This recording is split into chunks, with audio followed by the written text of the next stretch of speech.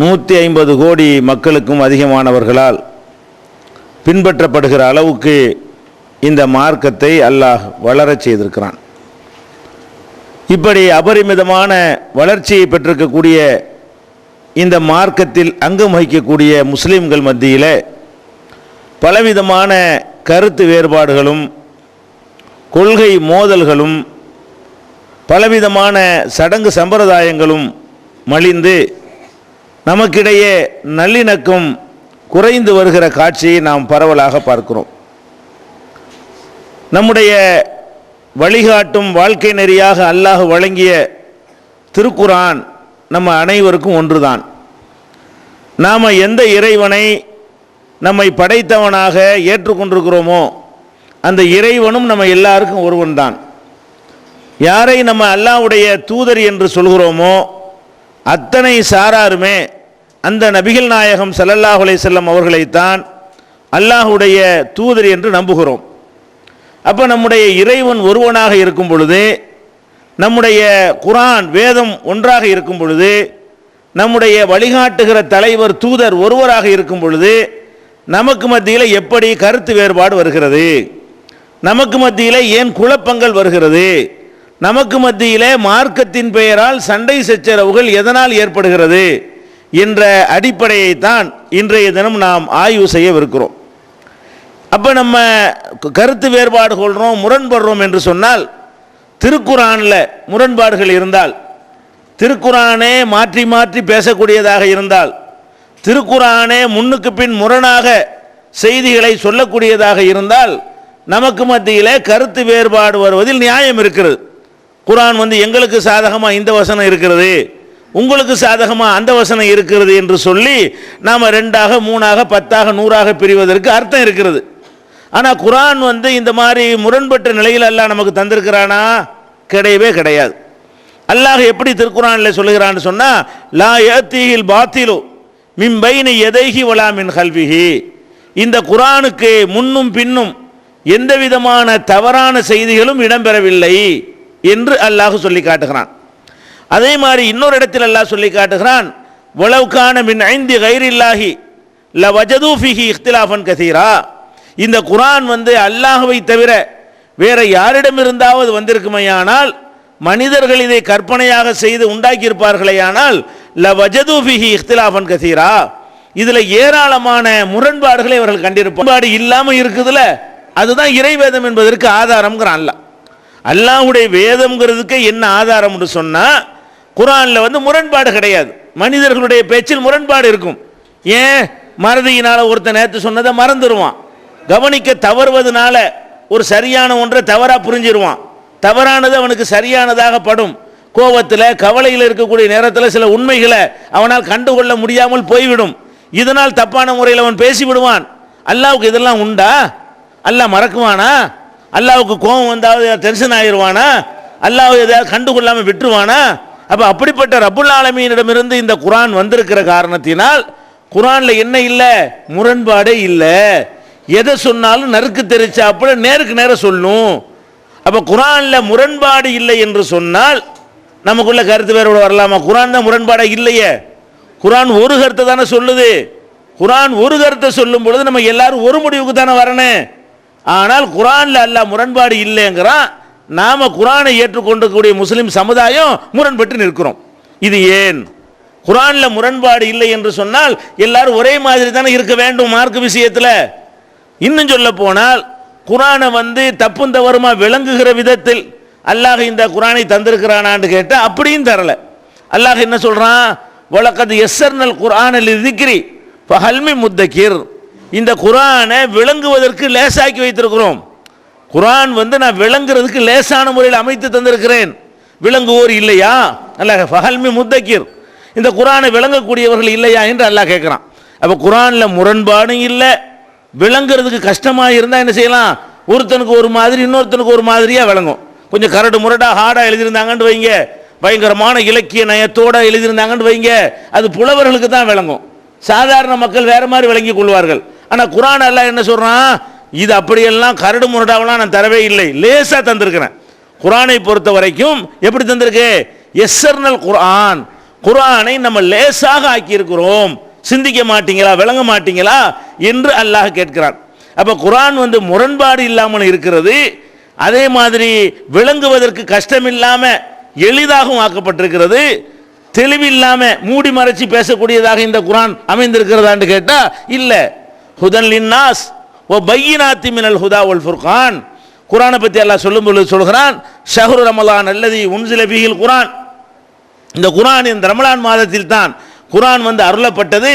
அது எதற்காக அருளப்பட்டதுன்னா ஹுதல் லின்னாஸ், மனித குலத்துக்கு நேர் வழி காட்டுவதற்காகவும், ஒ பையினாத்தி மினல் ஹுதா வல் ஃபுர்கான், நேர்வழியே தெள்ளத் தெளிவாக காட்டுவதற்காகவும், சத்தியத்தையும் அசத்தியத்தையும் வேறுபடுத்தி காட்டுவதை தெள்ளத் தெளிவாக ஆக்குவதற்காகவும் இந்த குர்ஆனை தந்திருக்கிறோம் குர்ஆன்ல. அப்ப இந்த குர்ஆன் தெளிவாகவும் இருக்கிறது, லேசாகவும் இருக்கிறது, முரண்பாடு இல்லாமல் இருக்கிறது. அப்ப எல்லாரும் ஒரே முடிவுக்கு தானே வரணும். ஒரு குர்ஆனை ஏற்றுக்கொண்ட நம்ம எல்லாரும் எந்த முடிவுக்கு வரணும்? எல்லாரும் ஒரே மாதிரி வணங்க வேண்டும், ஒரே மாதிரி கொள்கை வைத்திருக்க வேண்டும், ஒரே மாதிரியான கோட்பாடுகளில் இருக்க வேண்டும், ஒரே மாதிரியான சடங்கு சம்பிரதாயங்களை செய்ய வேண்டும். ஏன்? குர்ஆன் ஒன்றுதான். ஒரு குர்ஆனை அடிப்படையாக வைத்திருந்தால் ஒரு விதமாகத்தான் நம்ம எல்லாரும் இருக்க வேண்டும். ஆனா இல்ல, இங்கதான் நமக்கு குழப்பம் வருது.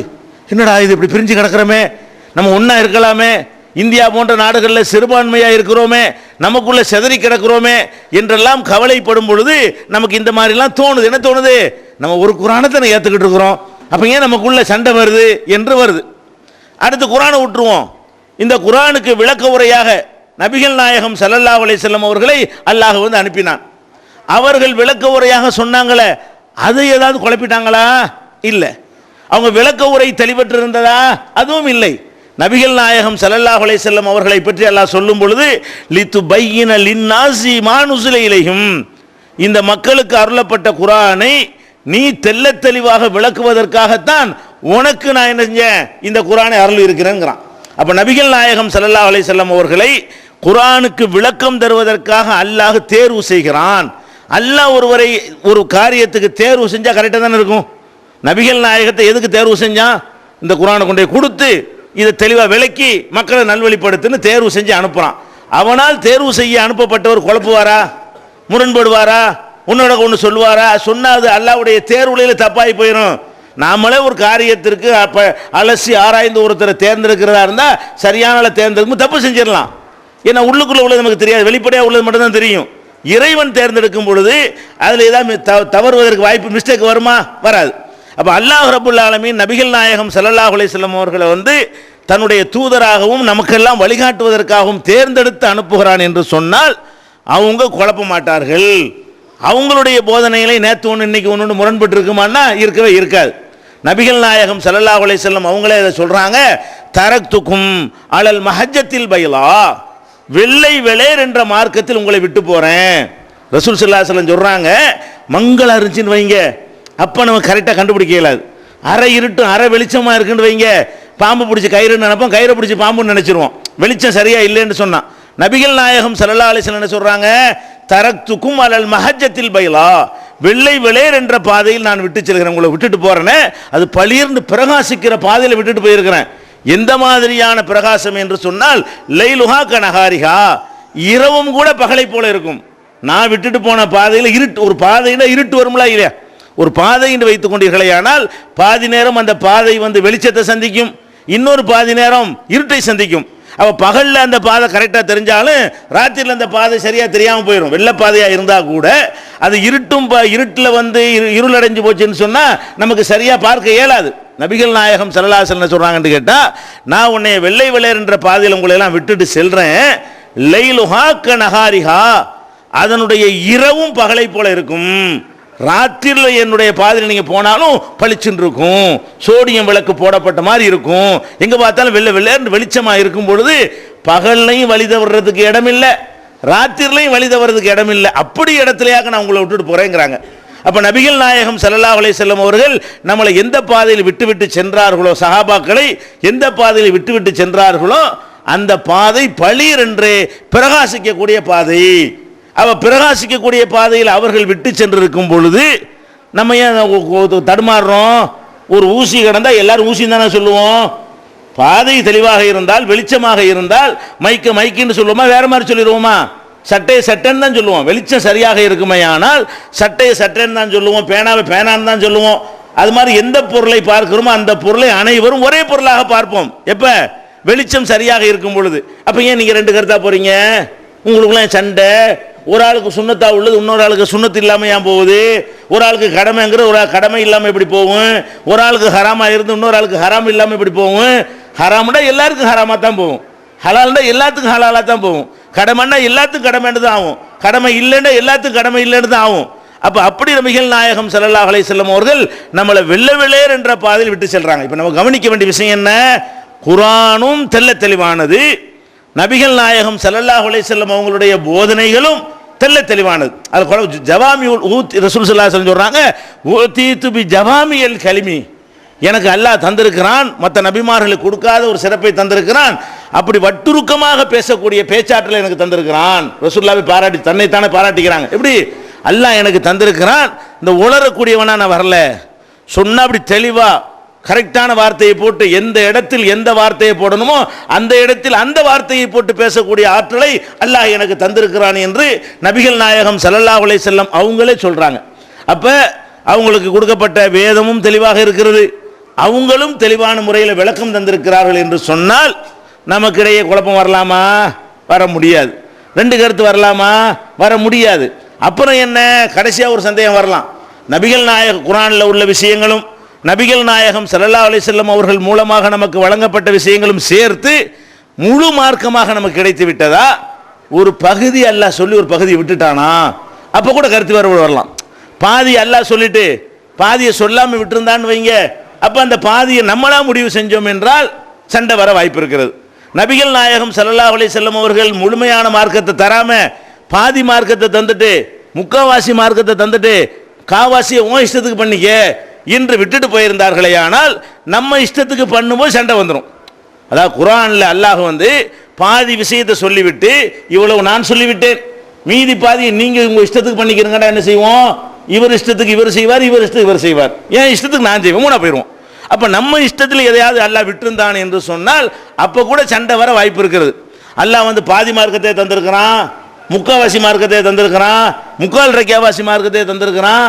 அல்லாஹ் குர்ஆன்ல சொல்லி காட்டுகிறான், அல் யௌம அக்மல்து லக்கும் தீனக்கும், இன்றைய தினம் உங்களுடைய மார்க்கத்தை உங்களுக்கு நான் முழுமைப்படுத்தி தந்து விட்டேன்.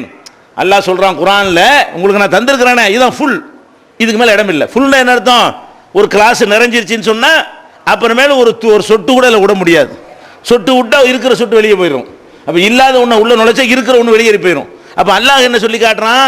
அல்யோம் அக்மல்து லக்கும் தீனக்கும், உங்களுக்கு இந்த மார்க்கத்தை நான் பூர்த்தி செய்து தந்திருக்கிறேன்.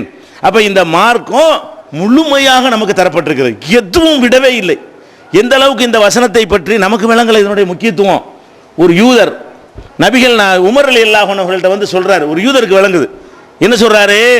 உங்க குர்ஆன்ல நாங்க படிச்சுட்டு பார்த்தோம், உங்க குர்ஆன்ல ஒரு வசனம் இருக்கிறது, அந்த மாதிரி வசனம் எங்களுக்கு இறங்கி இருந்தால், எங்களுடைய தௌராத்தில், எங்களுடைய இஞ்சில்ல, எங்களுடைய வேதங்கள்ல அந்த மாதிரி ஒரு வசனம் இறங்கி இருந்தால் அந்த இறங்கின நாளை நாங்கள் பெருநாளா கொண்டாடுவோம். அப்படி ஒரு சூப்பரான ஒரு வசனம் உங்களுக்கு மட்டும்தான் கிடைச்சிருக்குங்கிறாரு.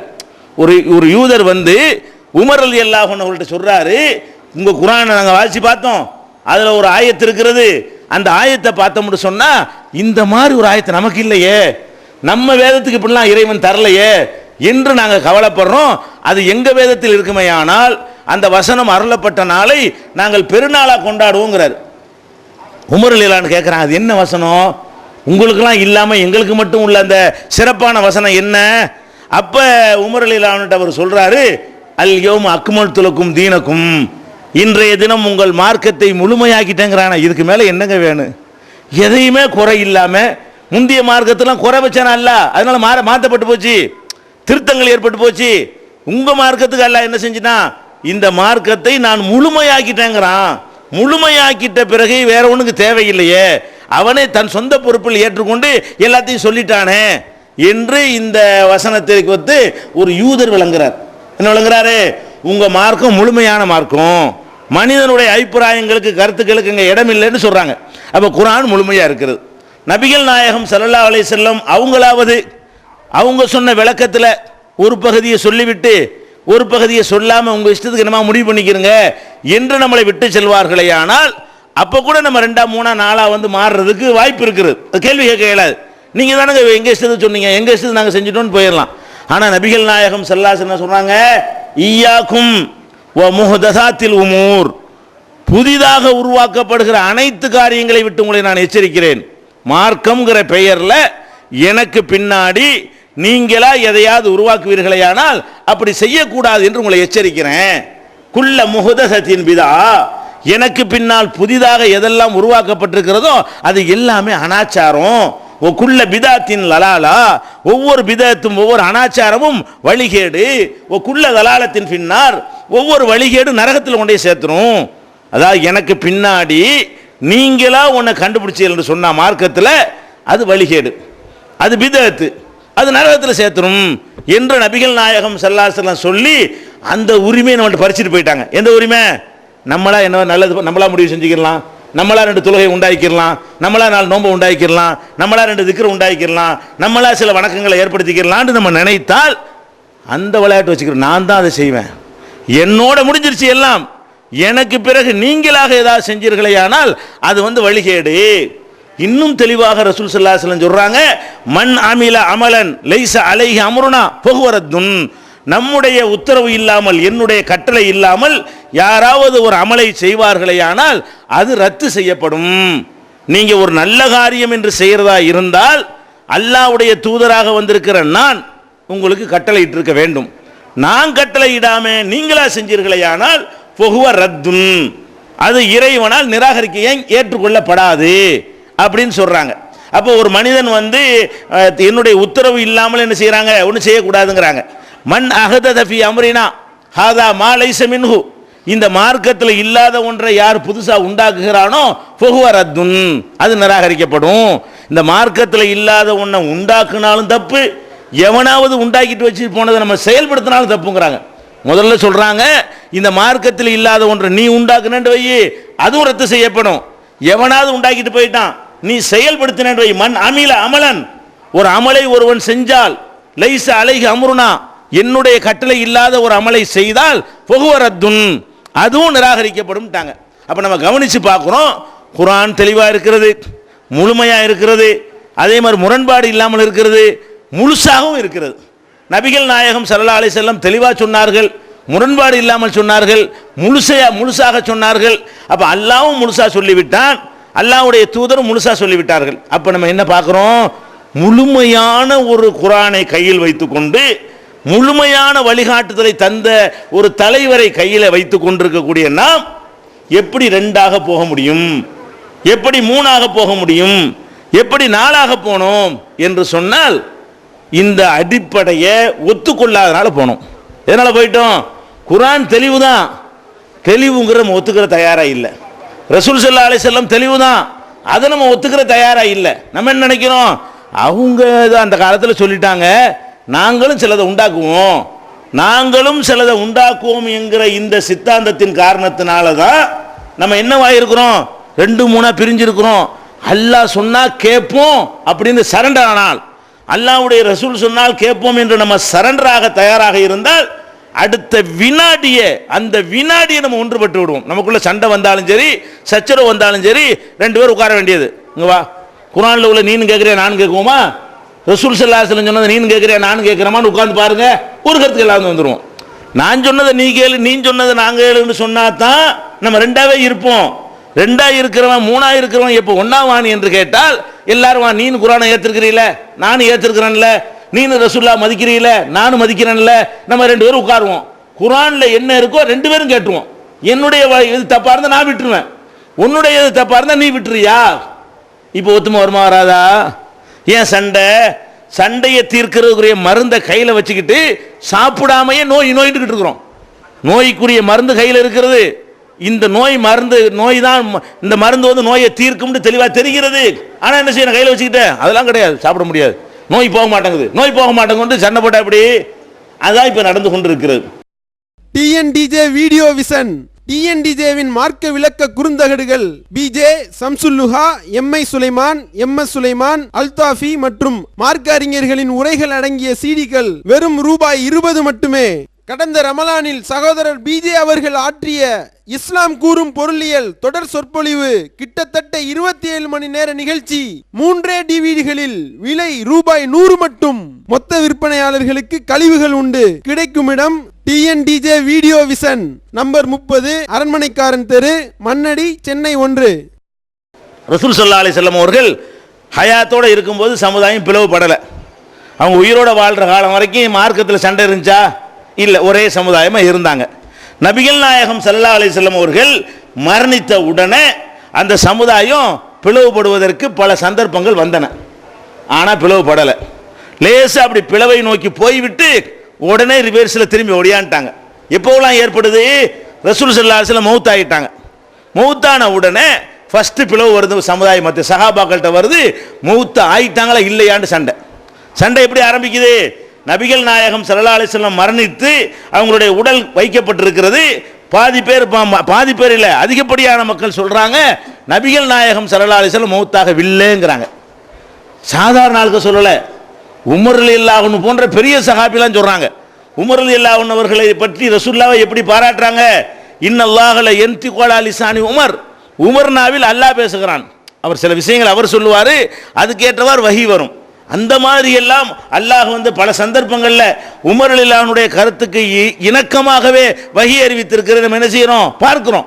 அப்படிப்பட்ட உமர் ரலியல்லாஹு அன்ஹு சொல்றாங்க, முகமது ஸல்லல்லாஹு அலைஹி வஸல்லம் மௌத்தானதா எவனாவது சொன்னீங்க அவனை வெட்டி போடுவேங்கிறார். யார் சொல்றா? ரசூல் ஸல்லல்லாஹு அலைஹி வஸல்லமுடைய உடல் இருக்கிறது, அந்த உயிர் போனது நல்லா தெரிகிறது, நம்ப மாட்டேங்கிறார். ரசூலுல்லாஹ் மேல உள்ள முகப்பத்து அவரை என்ன செய்ய வைக்கிறது? சிந்தனையை மழுங்க வைக்கிறது. அந்த நேரத்தில் முடியாது. ரசூலுல்லாஹ் மௌத் ஆக மாட்டாங்கிறார், தூங்குறாங்கிறாரு, இப்போ எந்திரிச்சிருவாங்கிறாரு. இதுல 3 நாள் கருத்து உண்டாயிட்டாங்க. என்னது? ரசூல் ஸல்லல்லாஹு அலைஹி வஸல்லம் அவர்கள் எல்லா மனிதனும் மௌத்தாகி தீரணும் இல்லையா, அந்த விதிப்படி தான் மரணித்திருக்கிறார்கள். இப்போ மறுபடியும் எந்திரிச்சிருவாங்க. ஒரு மௌத்து எல்லாரும் ஆகணும், அதனால மௌத்தாகி விட்டார்கள். இப்போ மறுபடியும் எழுந்து பிறகு உலகம் அழியுமே, அப்பதான் இன்னொரு மௌத்து அடைவாங்க. 2 மௌத்து அவங்களுக்கு. ஒரு சாரார் சஹாபாக்கள்ல ஒரு சாரார் என்ன பண்றாங்க? ரசூல் ஸல்லல்லாஹு அலைஹி வஸல்லம் அவர்களுக்கு 2 மௌத்து அப்படின்னு ஒரு சாரார் பேசுறாங்க. இன்னொரு சாரார் என்ன பண்றாங்க? மௌத்து ஆகவே இல்லை, தூங்கிக்கிட்டு தான் இருக்கிறாங்க என்று ஒரு சாரார் பேசுகிறார்கள். அப்ப ரசூல் ஸல்லல்லாஹு அலைஹி வஸல்லம் மௌத்து ஆயிட்டாங்களா இல்லையாங்கிற விவகாரம் இழுத்துக்கிட்டு போனதுனால தான் உடனே அவங்களை அடக்கம் செய்யலை. திங்கக்கிழமை இறந்து போறாங்க, புதன்கிழமை அடக்கம் செய்யறாங்க. நபிகள் நாயகம் ஸல்லல்லாஹு அலைஹி வஸல்லம் அவர்களுடைய உடல் அடக்கம் செய்யப்படாமலேயே புதன்கிழமை வரைக்கும் இருக்கிறது. எதனால? மூத்தானதை கன்ஃபார்ம் ஆனதை அடக்குவாங்க. உயிரோடு அடக்குவாங்களா? உயிரோடு இருக்கிறாங்கன்னு இப்போ சர்ச்சை நடக்கையில் எப்படி போய் அடக்கிறது? அப்போ ரசூல் ஸல்லல்லாஹு அலைஹி வஸல்லம் மௌத்தாயிட்டாங்களா இல்லையாண்டு பயங்கரமான கருத்து வேறுபாடு நிலவுகிறது. அபூபக்கர் ரலியல்லாஹு அன்ஹு அவர்கள் அப்போ ஊருக்கு வெளியே தான் இருக்கிறாங்க. அவங்க கேள்விப்பட்டு என்ன செய்கிறாங்க? வேக வேகமாக வர்றாங்க. பார்த்தா மக்கள்லாம் அப்படி பெயரைந்த மாதிரின்னு சொல்லுவாங்கல்ல, அந்த மாதிரி இப்படி விரக்தியில் எல்லாத்தையும் இழந்து அந்த மாதிரி ஒரு நிலையில் சஹாபாக்கள்லாம் இருக்கிறாங்க. அபூபக்கர் ரலியல்லாஹு அன்ஹு அவர்கள் நபிகள் நாயகம் ஸல்லல்லாஹு அலைஹி வஸல்லமுடைய உடல் வைக்கப்பட்டிருக்கிற இடத்துக்கு நேர சென்று அவங்க நெத்தியில் என்ன செய்கிறாங்க? முத்தமிடுறாங்க. முத்தமிட்டு விட்டு மக்களுக்கெல்லாம் விளங்குற மாதிரி அந்த போதனை எப்படி அழகாக வைக்கிறாங்கன்னு சொல்கிறாங்க பாருங்க. திபுத்த ஹய்யம் வ மையிதா, நீங்கள் உசுரோடு இருக்கும் போதும் நறுமணம் கமழ்ந்தீர்கள், இப்போ மையித்தா போயிட்டீங்களே இப்போவும் நறுமணமாகவே இருக்கிறீர்கள்ங்கிறாரு. அது மைத்தா போயிட்டீங்கிற அவ்வளோ டெக்னிக்காக சொல்கிறார். எல்லாம் மௌத்தா போகலன்னு சொல்லிட்டு இருக்கும் பொழுது இவர் என்ன செய்கிறார்? ரசூலுல்லாஹ் பார்த்து பேசுகிற மாதிரி மக்களுக்கு விளங்குற மாதிரி என்ன சொல்கிறாரு? திபுத்த ஹய்யன், ஹயாத்தா இருக்கும் போதும் வாசமாக இருந்தீங்க, செத்து போனால் நார்மலுங்க, அது மாதிரி உங்கள் உடம்பு அப்படி இல்லை. திபுத்த ஹய்யன், ஹயாத்தோட இருக்கும் பொழுதும் நீங்கள் மனமாக இருந்தீர்கள். ஓ மையித்தன், மையித்தா இருக்கும்போது பாடியா இருக்கும் பொழுதும் நீங்கள் நறுமணம் கமழ்கிறீர்கள்ங்கிறாரு. அப்போ இருக்கிறார்கள் அதிர்ச்சி, என்னடா இது, நம்மெல்லாம் மௌத்து ஆவலன்னு இருக்கோம், அந்த மையத்துங்கிறாரு. நபிகள் நாயகம் ஸல்லல்லாஹு அலைஹி வஸல்லம் உடலை பார்த்து மையத்துங்கிறாருன்னு சொல்றாங்க. அப்புறம் என்ன பண்றாரு? இன்னொரு சாரார் என்ன பண்றாங்க? மௌத்து ஆயிட்டாங்க, ஆனால் திரும்ப எந்திரிச்சிருவாங்க, 2 மௌத்து அவங்களுக்குன்னு சொல்றாங்கல்ல, அதுக்கு மறுப்பு சொல்றாரு. மக்களுக்கு மறுப்பு சொல்ற மாதிரி நபிகள் நாயகம் ஸல்லல்லாஹு அலைஹி வஸல்லம் பார்த்து பேசுற மாதிரி மறுப்பு சொல்றாரு. என்ன மறுப்பு? மா ஜஅலல்லாஹு லக்கல் மௌத்தத்தைனி இல்லல் மௌத்தத்தல் ஊலா, அந்த ஒரு மௌத்து தவிர 2 மௌத்தை எல்லாம் அல்லாஹ் உங்களுக்கு தரவில்லை. ஃபகத் முத்தஹா, அந்த மௌத்தை அடைந்து விட்டீர்கள். எல்லாருக்கும் எப்படி ஒரு மௌத்தோ ஒரு மரணமோ, உங்களுக்கும் அந்த ஒரு மரணம் தான். அந்த ஒரு மரணத்தை நீங்கள் அடைந்து விட்டீர்கள், இனிமே நீங்க வரமாட்டீர்கள் அப்படின்னு என்ன செய்யறாரு, ரசூலுல்லாஹ் பார்த்து சொல்ற மாதிரி மக்களுக்கும் சொல்றாரு. இப்ப 3 கருத்து ஆயிடுச்சு. சஹாபாக்களுக்கு மத்தியில் என்ன கருத்து, ரசூல் ஸல்லல்லாஹு அலைஹி வஸல்லம் மௌத்தாயிட்டாங்க, எந்திரிக்க மாட்டாங்கங்கிறது ஒரு கருத்து, அது அபூபக்கருடைய கருத்து. உமர் ரலியல்லாஹுடைய கருத்து என்ன, அவங்களுக்கு இன்னொரு மௌத்து இருக்கு, இப்ப எந்திரிச்சிருவாங்கன்னு ஒரு கருத்து. மற்ற சிலருடைய கருத்து என்ன, அவங்க மௌத்தே ஆகல, தூங்குறாங்க, மௌத்தாக கிடையாது அப்படின்னு என்ன செய்யறாங்க, 3 கருத்துல இருக்கிறாங்க. அப்புறம் மக்களை நோக்கி வர்றாங்க. யாரு, அபூபக்கர் சித்திக் ரலியல்லாஹு அன்ஹு அவர்கள் மக்களை நோக்கி வந்து சொல்றாங்க, மன் கான யாபுது முஹம்மதன் ஃபஇன்ன முஹம்மதன் கத் மாத். முஹம்மது ஸல்லல்லாஹு அலைஹி வஸல்லம் அவர்களை நீங்கள் யாராவது வணங்கக்கூடியவர்களாக இருந்தால் தெரிந்து கொள்ளுங்கள், முஹம்மது ஸல்லல்லாஹு அலைஹி வஸல்லம் மரணித்து விட்டார்கள். மரணிக்கலை என்று நீங்கள் அவங்கள சொன்னா அவங்கள வணங்குறீங்கன்னு அர்த்தம். மரணிக்காமல உயிரோடு இருக்கிற அல்லாஹ்வுடைய தன்மை. அல்லாஹ்வுக்கு தான் என்ன பேரு, ஹய்யுல் கய்யூம். அல்லாஹு லா இலாஹ இல்லா ஹுவல் ஹய்யுல் கய்யூம். அவன் தான் நித்திய ஜீவன், சாகாமல் உயிரோடு இருக்கக்கூடியவன். யார் தான், அல்லாஹ் மட்டும்தான். அந்த நிலையில் ரசூல் ஸல்லல்லாஹு அலைஹி வஸல்லம் நீங்க வச்சீங்க என்று சொன்னா அவங்கள நீங்க கடவுளாக்குறீங்க, யாவும் வச்சுக்கிறீங்க. அவர்கள் நிச்சயமாக மரணித்து விட்டார்கள். மன்கான யாபுதுல்லாஹ், யார் அல்லாஹ்வை வணங்கக்கூடியவர்களாக இருக்கிறீர்களோ தெரிந்து கொள்ளுங்கள், ஃபஹுவ ஹய்யுன் லா யமூத், அவன் தான் சாகாமல் உயிரோடு இருக்கக்கூடியவன். நீங்க ரசூலுல்லாஹ் வணங்குறன்னு நினைச்சீங்க, அவங்க இறந்துட்டாங்க, யாபத்துல வச்சுக்கிறீங்க. நீங்க ரசூலுல்லாஹ்வை கடவுளாக்க பாக்குறீங்க, அல்லாஹ்வுடைய தூதர் அல்லாஹ்வுடைய இடத்துல கொண்டு போய் வசத்தை பாக்குறீங்க. அல்லாஹ்வை நீங்க வணங்கினா தெரிஞ்சுக்கிறீங்க, அவன் தான் சாகாமல் உயிரோடு இருக்கக்கூடியவன் என்று இந்த வாதத்தை வைக்கிறாங்க. மக்கள் அப்படி குழப்பம். இந்த வாதத்தை சொன்ன மக்கள்லாம் கூட்டம் கூட்டமாக இருந்தவங்க எல்லாம் அபூபக்கர் அப்படி சுற்றி வர ஆரம்பிக்கிறாங்க.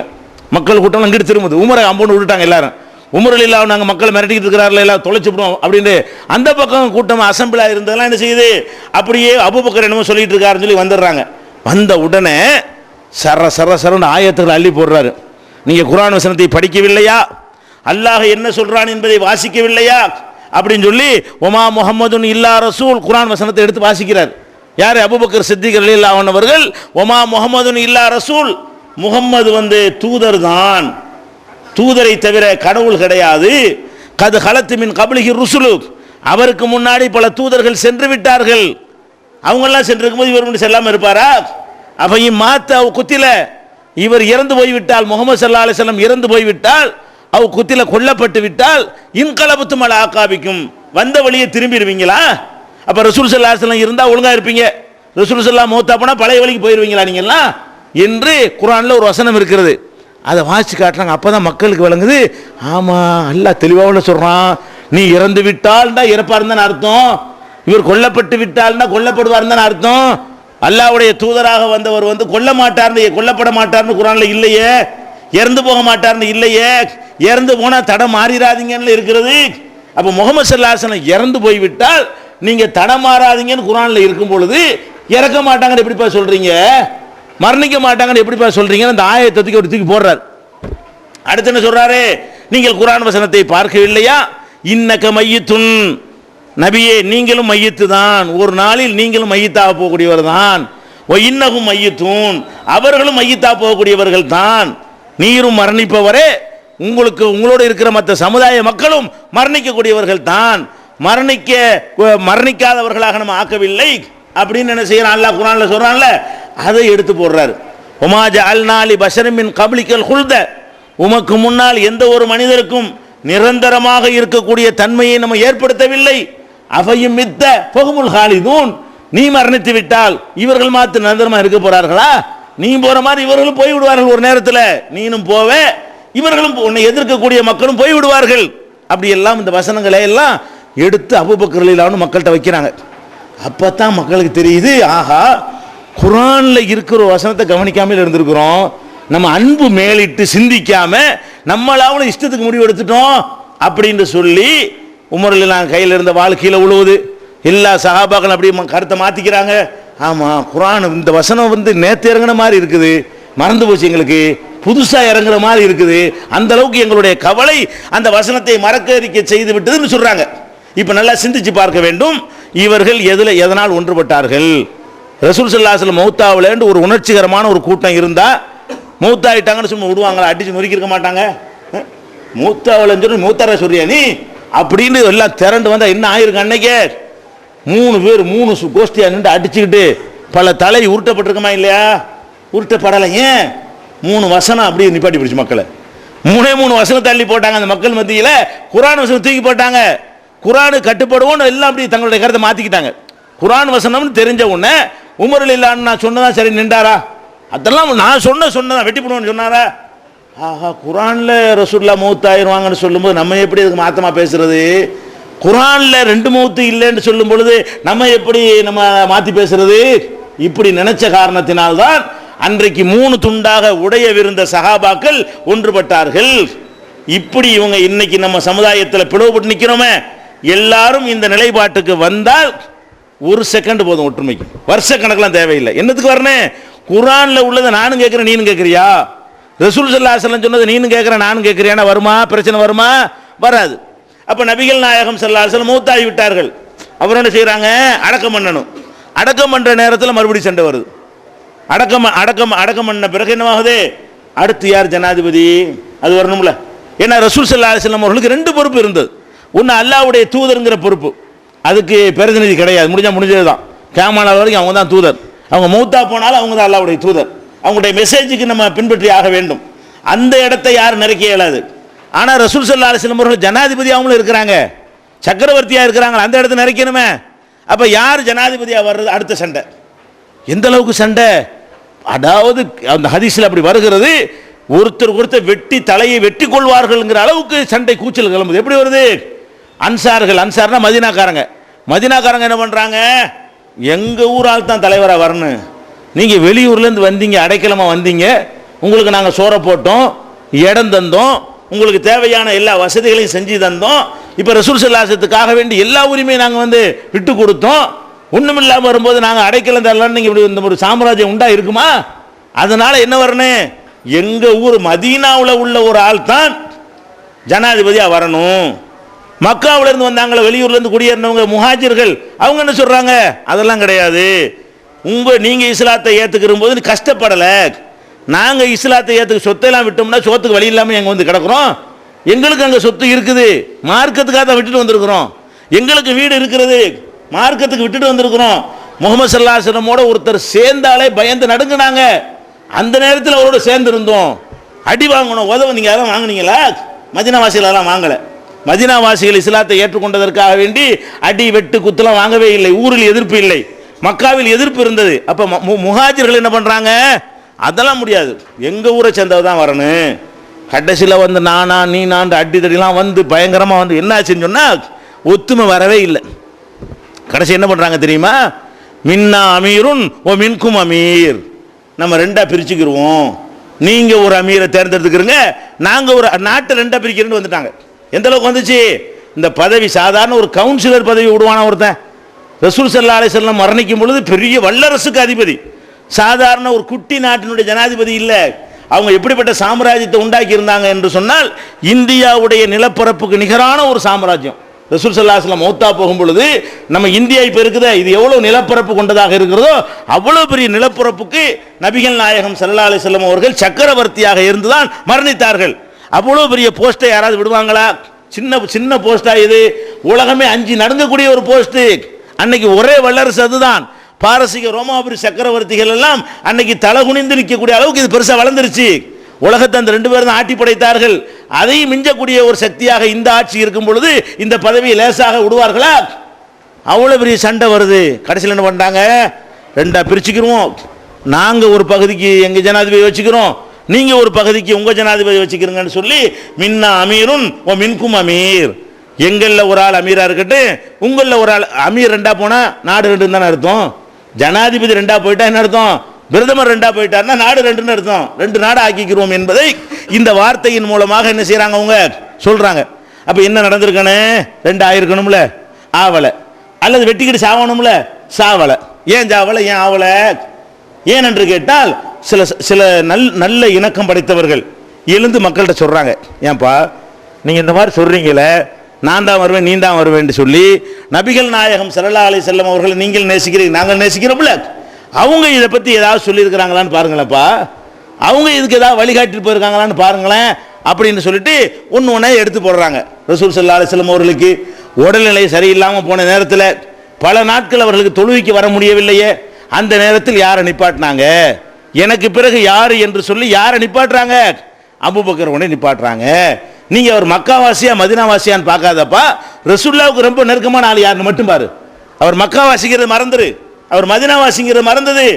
ரலியஹு ஸல்லல்லாஹு அலைஹி வஸல்லம் லி தீனினா அஃபலா நல்லாஹு லி துன்யானா, நம்முடைய தீனுக்கு தலைமை தாங்குவதற்கு அவரை ரசூலுல்லாஹ் தேர்ந்தெடுத்திருக்கும் பொழுது துன்யாவுக்கு நம்ம தேர்ந்தெடுக்க கூடாதா? தொழுகைக்கு தலைமை தாங்குவதற்கு அவரை ரசூல் ஸல்லல்லாஹு அலைஹி வஸல்லம் எனக்கு அடுத்து இவர் தான் காட்டிட்டாங்க.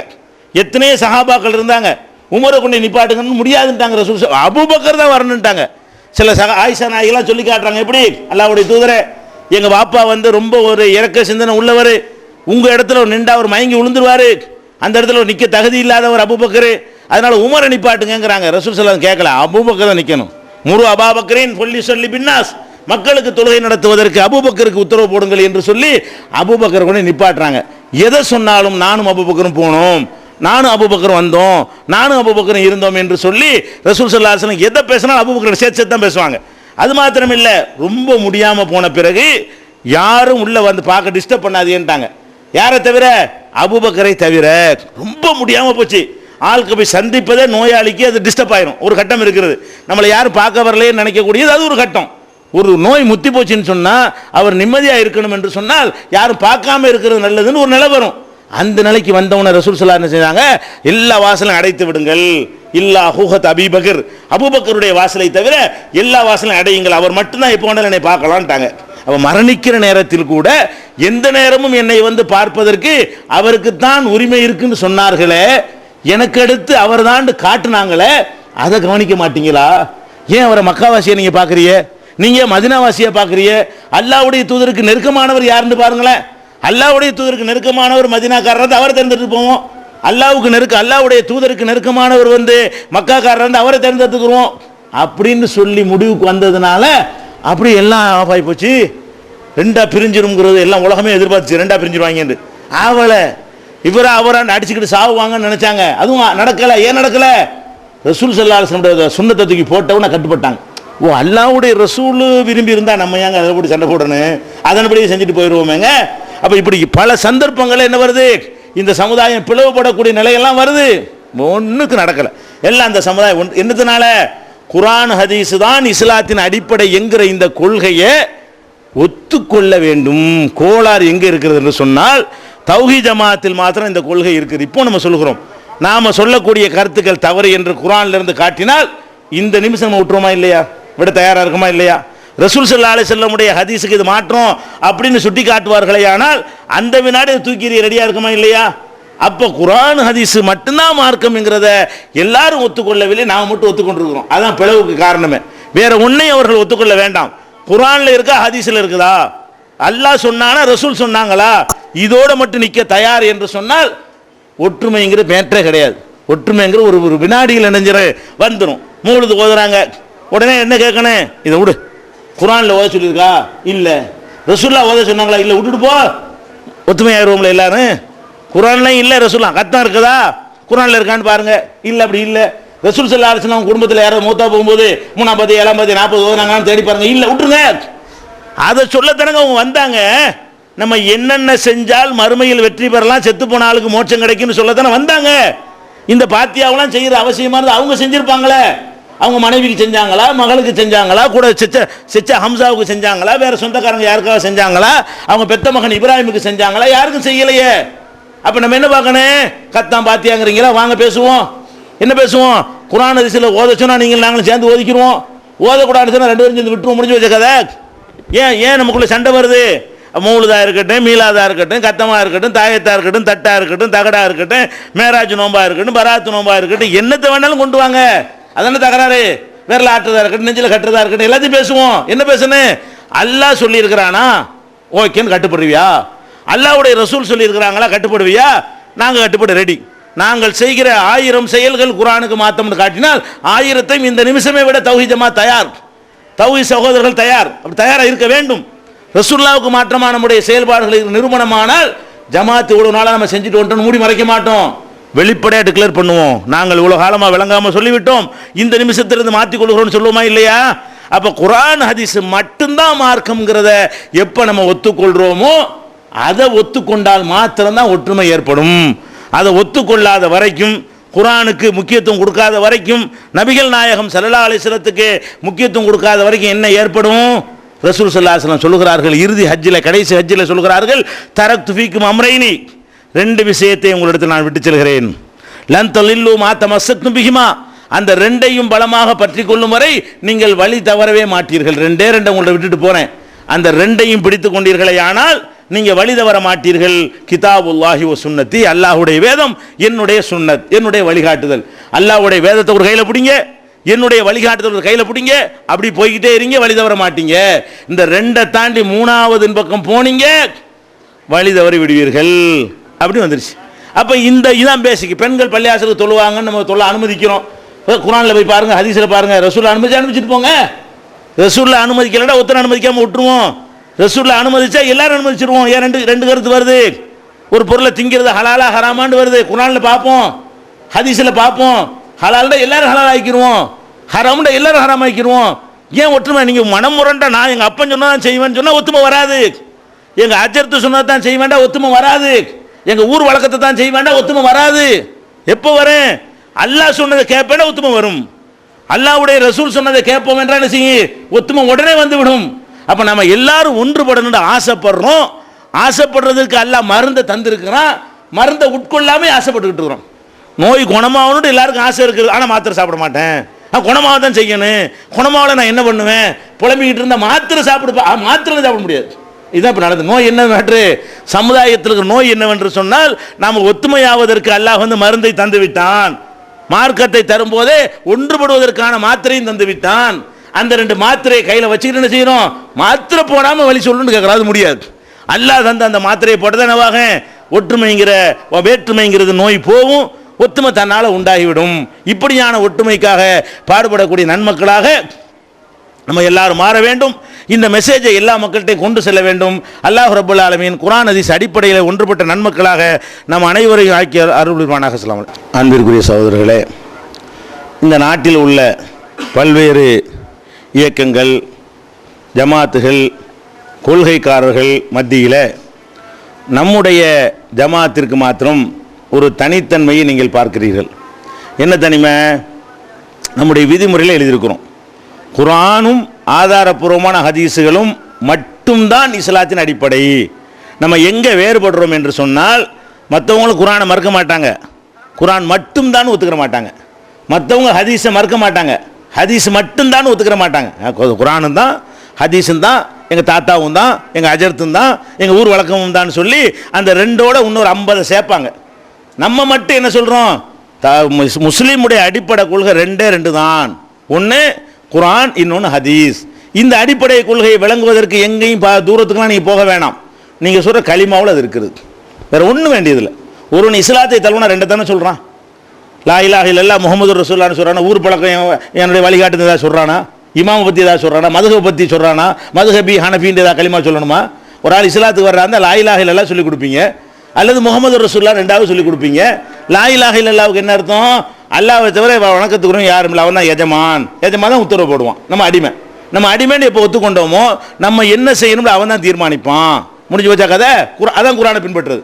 அல்லாஹ்வை தவிர யாரும் இல்லைங்கிற அந்த கலிமாவுக்கு உள்ள குர்ஆனுக்கு கட்டுப்படுதல் என்பது அடங்கியிருக்கா இல்லையா?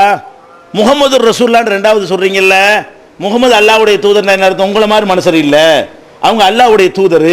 அவங்க பேசுனதுலாம் அவங்க சொந்த கருத்து இல்லை, அல்லாஹ்ட்ட இருந்து வாங்கி அப்படி தந்தாங்க. அப்போ அவங்க பேசுனதெல்லாம் அல்லாஹ்வுடைய செய்தி என்றால் அதை பின்பற்றணுமா இல்லையா? இப்போ நாம் சொல்லக்கூடிய இந்த பேசிக் பெரிய தத்துவம் கண்டுபிடிச்சி ஆராய்ச்சி பண்ணி சொன்ன விஷயமா நினைத்து விடாதீர்கள். இது களிமாவில் உள்ள விஷயம்தான். இப்போ நான் சொன்னேன்ல, இந்த ரெண்டில் தான் ஒற்றுமை ஏற்படும். இது பயங்கரமான ஆராய்ச்சி ஒன்றும் தேவையில்லை. ஒருவன் இஸ்லாத்தில் வருவதற்கு இந்த ரெண்டை தவிர ஏதாவது சொல்லி கொடுத்தீங்களா? ஒரு ராமசாமியாக இருக்கக்கூடிய ஒரு களிமா சொல்லி முஸ்லீமாக போகிறேன் என்றால் என்ன சொல்வீர்கள்? ஒன்று லா இலாஹ இல்லல்லாஹ் சொல்வீர்கள், ரெண்டு முஹம்மது ரசூல். அது போதுமா இல்லையாப்பா? அல்லாஹ் சொல்வதை கேட்பதும் ரசூலுல்லாஹ் சொல்வதை கேட்பதும் ஒருவன் முஸ்லீமாக இருப்பதற்கு போதும் என்று உங்கள் மனசாட்சியை சொல்லுதா இல்லையா? களிமா சொல்லும் போதே மதுஹபையும் சேர்த்து சொல்லி கொடுப்பீங்களா? களிமா சொல்லும் போதே தரிக்கா சொல்லி கொடுப்பீங்களா? களிமா சொல்லும் பொழுது எல்லாத்தையும் நீங்கள் நடக்கிற சடங்கு சம்பிரதாயத்தையெல்லாம் சொல்லி கொடுப்பீங்களா? அது கிடையாது. அப்போ எந்த களிமாவை கொண்டு ரசூல் ஸல்லல்லாஹு அலைஹி வஸல்லம் அந்த மக்களுக்கு போதனை செய்தார்களோ அந்த களிமாவை கூட மாற்றாமல் இருக்கும்ல. அந்த களிமாவை படி சிந்திச்சு பாருங்க. அல்லாஹ் கட்டுப்படுவோம், ரசூல் கட்டுப்படுவோம் என்பது லா இலாஹ இல்லல்லாஹுல அல்லாஹ் கட்டுப்படுவோம் என்பது அடங்கியிருக்கிறது. முகமது ரசூலுல்லாஹுல முகமது ஸல்லல்லாஹு அலைஹி வஸல்லம் வழிகாட்டியை ஏற்றுக்கணும் அடங்கியிருக்கிறது. இதை தவிர யாரையும் ஏற்றுக்கொள்ள வேண்டிய எந்த அவசியம் நமக்கு கிடையவே கிடையாது என்பதை உணர்ந்து நடக்கக்கூடிய நன்மக்களாக அல்லாஹ் நம்மை ஆக்கி அருள் புரிவானாக. அஸ்ஸலாமு அலைக்கும்.